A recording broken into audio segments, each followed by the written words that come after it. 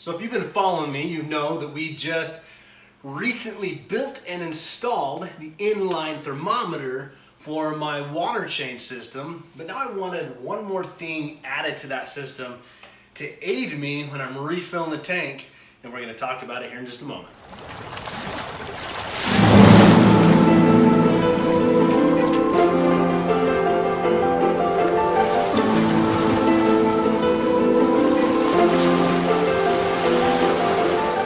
Welcome back. Thank you for joining me again tonight for another do-it-yourself project. Again, this is nothing new. I saw this on YouTube. I ultimately got the original idea from Rachel O'Leary, and well, just adapted it to what I need it to be for.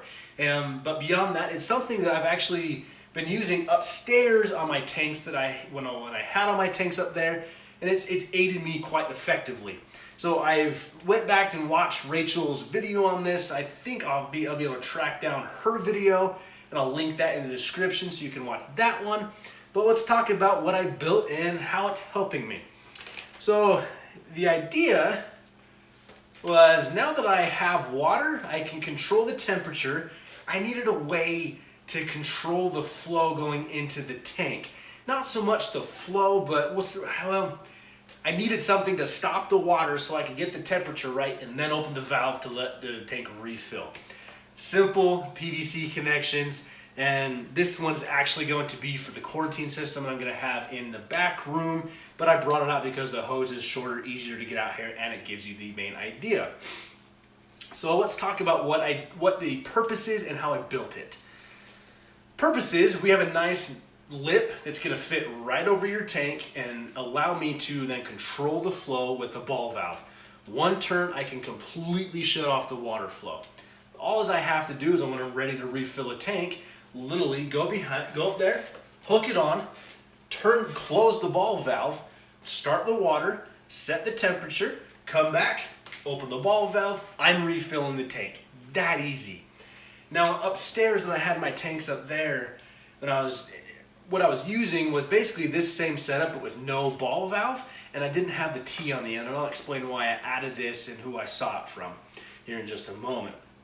So what I would do is, after filling one tank and I was getting ready to hop to the next tank, I would take a 5-gallon bucket, move the hose over, hurry and throw it in the bucket, move to the next tank and drop it in. Sometimes it wasn't always fast enough and made a mess more often than not. So that's why I love this ball valve. Again, after I've done refilling the tank, close it, move to the next tank, open it, refill in that tank. No mess, super simple. Now I was watching Primetime Aquatics and with his maintenance video, and I do plan on doing one of those. Now that I got most of my tanks down here, I really want to make a video showing you my maintenance and how super easy it is to actually do all of this.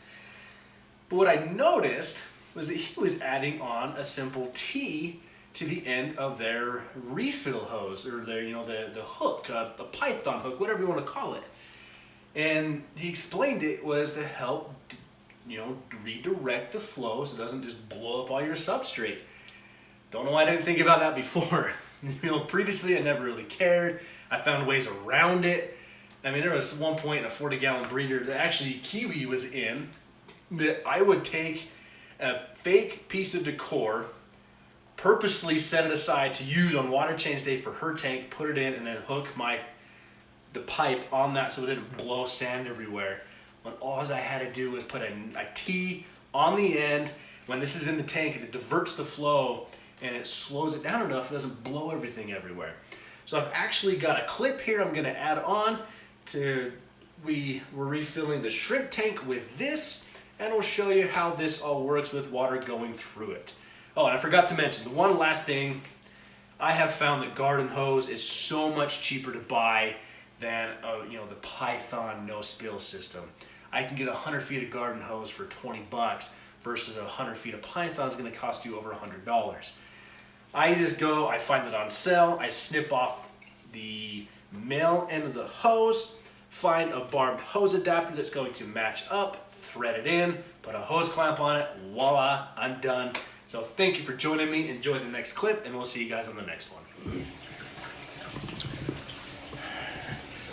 The first official water change is commencing.